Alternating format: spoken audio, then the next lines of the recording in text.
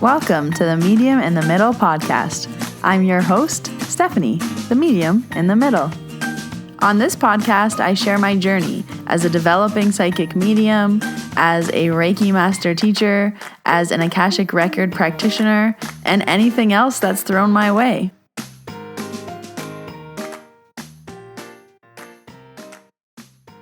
Hello, Middlers. Welcome to episode 190. Oh my goodness.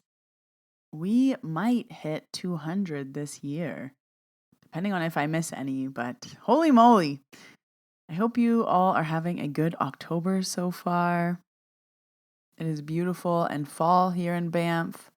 I just did a massive rearrange of my condo. If you follow me over on Instagram, you followed the journey.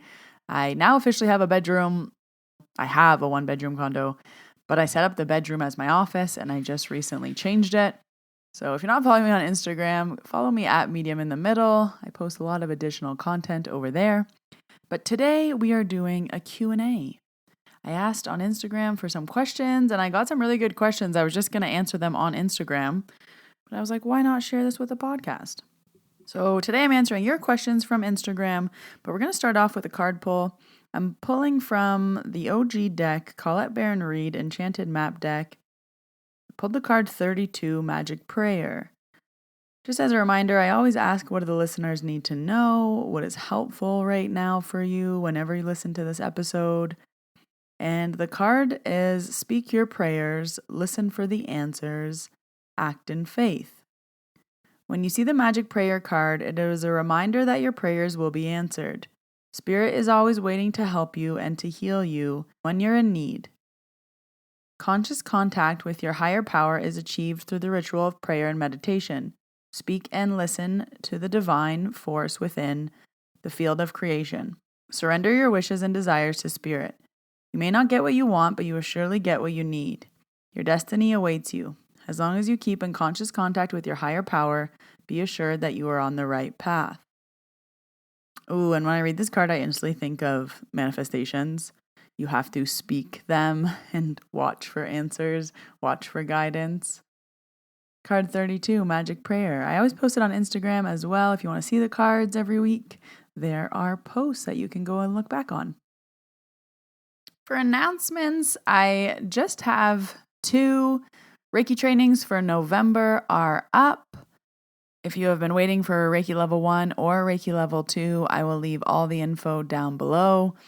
But the biggest announcement is my business numbers in 2024 planning workshop that's coming up on October 21st.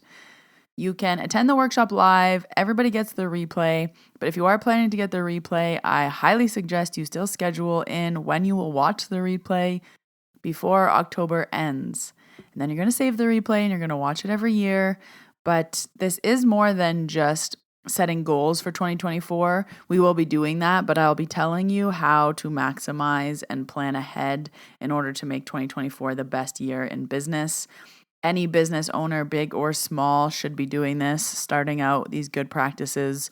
We're going to be focusing on end of month, end of quarter, how to know your numbers, how to forecast, how to plan, and then you can rewatch this workshop every year to plan your year ahead.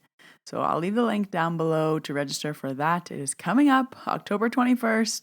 It's 2.5 hours and we are going to be busy for those 2.5 hours. So let's jump into your questions this week. I posted on Instagram just a question box asking for what do you want to know? And I thought I would just use it for stories, but then there were some good questions. So I figured I'd share with all the podcast listeners. We'll start off with following up from last week's episode. I got a lot of questions about mediumship sessions. Am I going to open up mediumship sessions? Am I going to start offering readings again? And I know I said this in last week's episode, but the answer is still no. I have many, many reasons for this. And maybe I'll do a whole podcast episode on this. I think I have in the past in another Q&A. But there's a lot of reasons why I don't want to offer one-on-one mediumship right now. I really believe my focus needs to be on teaching, showing others their power, and I know a lot of good mediums, but I don't know a lot of good teachers. So I always have a good referral if you need mediumship readings. But if you were like, oh, I'm looking for someone else to teach me Reiki or to be a mentor or to do this, I don't really have anywhere else to send you. So that's where a lot of my time and focus is on teaching people that they can do this themselves and finding their own power. So no, I am not offering mediumship sessions at this time, but ask me again when I'm 60 and the answer will probably be yes. The next question is about nightmares. And they asked, have you ever had nightmares throughout your journey? My dreams have gotten scary. Okay, and the answer to this is yes. But I've also learned kind of what my subconscious mind is trying to tell me in my dreams. So if you are having scary dreams and you're remembering them, sometimes it's just energy, right? Sometimes it's just nothing. Sometimes it's what's going on in your life, what's happening. Is there things in your conscious mind that are dripping into your subconscious mind and bothering you in your sleep? Is it signs? Is it symbols? So just learning kind of if your dreams are trying to tell you something or if your emotions are bleeding into your dreams. But if you are having scary dreams, sometimes there is a reason, a lesson, something trying to bring you to your awareness. And just going from there to get more clear. Okay, the next question is really, really good. And it really made me think. So somebody asked, where did I learn or gain inspiration from my manifestation journey? Books, podcasts, content creators. And I'm trying to reflect, and I do know it was about, I would say 6 years ago, I started to realize that I could manifest, but I probably didn't master it until about 4 years ago. So it was a lot of things. It was a lot of podcasts. And I guess what I would recommend if you are trying to work on your manifesting is mindset. As many podcasts that you can listen to about mindset as possible. I really like, it is a CrossFit podcast, but I do really like it just for mindset things. So the CrossFit podcast is called Chasing Excellence. I also really like, it's Ben Bergeron. I really like his book. I listen to a lot of the old Gold Digger podcast, which helped me a lot with business. Now I find she's very scripted, but if you go back to her episodes from years ago, I find they were very helpful. There is also a book called The Source that I really liked that explains like your brain and how manifesting works. But I like the Mind Your Business podcast with James Wedmore. So although there's nothing specifically on manifesting, I do really like the art of mastering your mindset, because when you can master your mindset, that's when manifestation gets really easy. So I like to learn about the words we say, watching what I say, what I don't say, and what is my mind telling myself? What am I thinking? So I would say if you are looking to gain inspiration for your manifesting journey, number one, I have 2 courses on my website that would be very, very helpful. They're only $33 Canadian. How to Manifest and How to Manifest Money are 2 very good workshops that will just support you in seeing things in a new way. But then anything that you find that helps you with your mindset. That's my biggest tip. But can I credit it to one thing? No, it was like years and years and years. And then one day it all just clicked. So it did take time, I would say, and a lot of work, a lot of practice, a lot of testing the universe. So yeah, good question. That one really made me think. Next question. What is the best way to calm down your body when stressed? Ooh, if you are a Reiki practitioner, I would say self-Reiki. But here's actually a little tip that I teach in Reiki that you can do to relax your vagus nerve. So everybody take a deep breath in. Exhale, hum. 2 times, inhale. Exhale, hum. So humming relaxes your vagus nerve. It also relaxes your throat, your shoulders, and it's a good way to just calm yourself down. So I like to do that when I'm feeling stressed, or breathe, go for a walk. I mean, there's lots of ways. I would say you have to find the best way for you, but humming is a nice little trick because it's giving your vagus nerve a little massage. So the next question I got asked was, do I ever get visions or visuals in my mind while doing Reiki? And the answer is yes. I have a very strong intuition, and the mix of psychic, mediumship, energy in my brain is always going. That's why if you've ever gotten Reiki from me, I will explain how your energy is moving. I'll explain what's going on in your energy field, and just seeing how that relates to your body and what's going on in your life right now. I can get visuals in my third eye, feelings, knowings. It can feel a lot of water references with energy. But I do want to give a big disclaimer that not everybody works that way. So everybody works with Reiki differently. So I don't teach that. It just depends on your intuition and how everybody works differently. But I personally do. I just also want to say that not everybody does, and that's okay. It doesn't mean you're good or bad or better or worse. It just is how you work with the energy.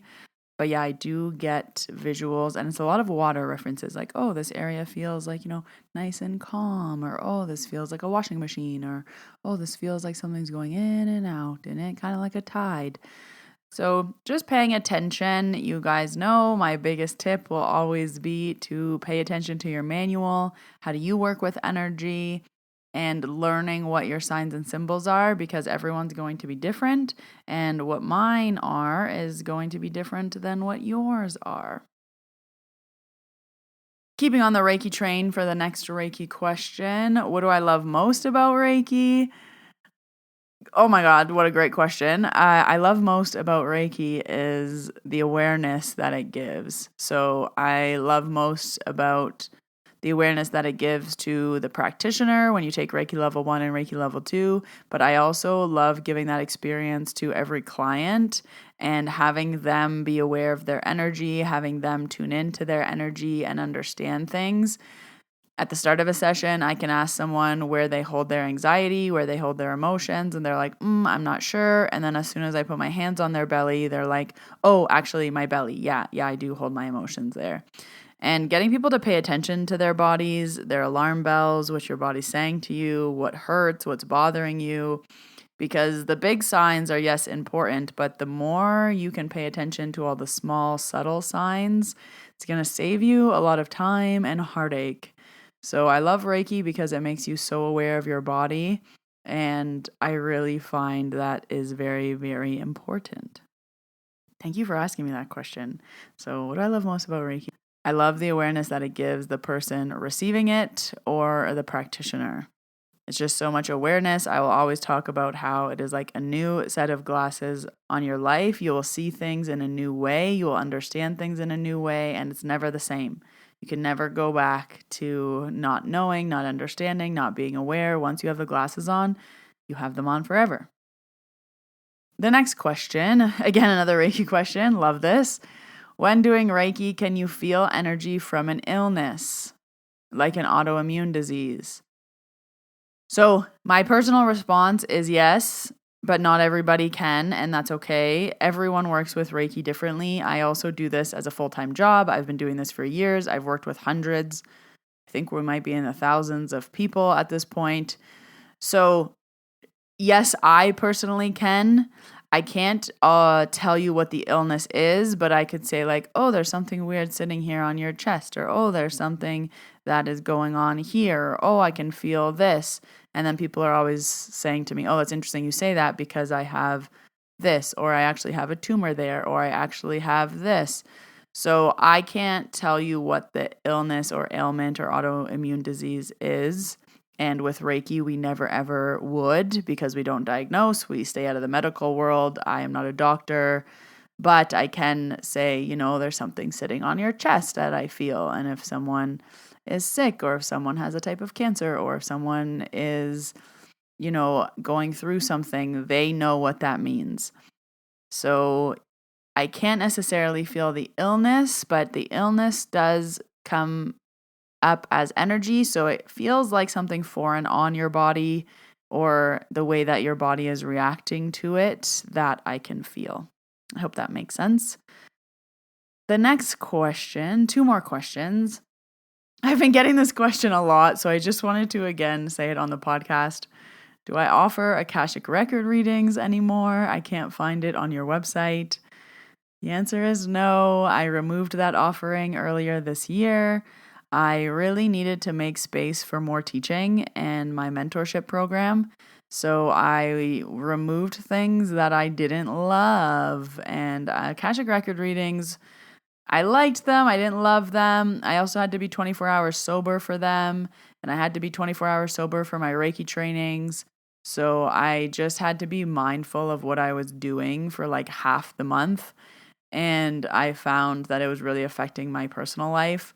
So because I already teach 2 to 3 times Reiki and I am sober for that, I just want to be able to do things, go out with my friends, have dinner, have wine, not have to watch my energy as much as I have to for Akashic Record readings. So I removed them earlier this year. They are not hiding on my website. I no longer offer them. And I'm just really dialing in. I'm in year 4 of business. So I'm dialing in my offerings, only offering what I am the best at. And while I do believe I was really good at Akashic Record readings, I just personally didn't love being in the Akasha so much. It gives me a headache. It was a lot of work. I had to prepare for each session for 24 hours. So just comparing that to the other work that I do and seeing what suits me best. So I'm sorry, but I am no longer offering readings. And then the last question for today, which I think was a really good distinction that I have not made on the podcast, but somebody asked, do I talk about the difference between spirit and mediumship on the podcast? And this brought up a good point because there might be confusion about the difference or what it is.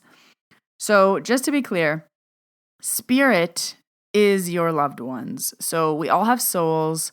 You are a human body with a soul. I kind of believe you are like body plus soul equals you. When you lose your body, you are still a soul. So spirit is all of the souls without bodies. Mediumship is the connection to those souls without bodies. So the act of mediumship is connecting to the spirits. So I like to think of this in 3 buckets. Bucket number 1 is energy. And I think of this as Reiki, me to you energy. Then there's psychic, which is future information. You're going to have 3 kids. This is going to happen in your future. If you stay on the same path, these things are going to happen. It's very future predictive things. Mediumship is connecting with spirit. Who told you that? Your dad did. Who am I talking to? Your sister, your mom, your brother, your grandma, your grandpa. So it's very much someone in spirit. The souls are providing the information. So mediumship is talking to spirit. So there's not really a difference between the two, but they are linked together in that way. And I think that's a really good question to ask because a lot of people might have been confused. And I think kind of understanding that buckets of like what is mediumship. Mediumship is talking to spirits. The information is coming from a soul. Grandma, grandpa, mom, dad, brother, sister told me this information. So when spirit is telling you the information, that is mediumship. And mediumship is the act of talking to spirit. Very good questions. Thank you for your questions. I do this from time to time on Instagram just to get a gauge of the audience, where you guys are at, what are you feeling, what are you interested in, what do you want to know? And it's a good way for me to provide information that you're interested in, answer the questions that you guys want to know. And yeah, thank you so much. If you don't already follow me on Instagram at Medium in the Middle, just a reminder, I only have 1 account. There are a lot of scam accounts. I will never DM you. I'll never ask you for money. I will never say grand rising, you have been chosen. No one talks like that. Never send money to anyone over DM. Websites only. Websites secured only. Don't send money to an email. Don't send money to a random thing. Just websites only. That's a good rule. If you haven't already, subscribe to the podcast. I release new episodes every Wednesday. If you haven't, please leave the podcast a rating and a review. My birthday is in 4 days, and it would be the greatest birthday gift if you could leave me a podcast rating and a review. or a big birthday ask if you are a past client, leaving me a Google review, medium in the middle on Google. I know that seems like nothing if you don't have a business, but it is just the weird small things that really help me out for free. A great way to help me for free, just like a minute of your time, a Google review, a podcast review. I will leave all the links for that below in the show notes, so it's super easy for you to give me that birthday gift. Click the link, leave me a review. Thank you so much. I'll see you next week when I am 1 whole year older. Just kidding. But I will see you next week after my big birthday celebrations this week. I finally got out of my funk. I did a bunch of planning. I'm going to the spa. I'm having facials. I booked my favorite restaurant. I'm going dancing. I bought tickets to things. I was in a funk for a while, but it's beautiful and fall in Banff. I'm excited. I have a 4-day work week this week and 3 days off. I don't think that's ever happened in the last 4 years of working for myself. So very, very happy to have this rest and time for myself. So I'll see you next week when I am all rested. Happy Thanksgiving to all my Canadian friends. This is my favorite holiday. I hope you enjoy. But until I see you next Wednesday in your ears, middlers, have a wonderful week and a wonderful Thanksgiving. Bye, everybody.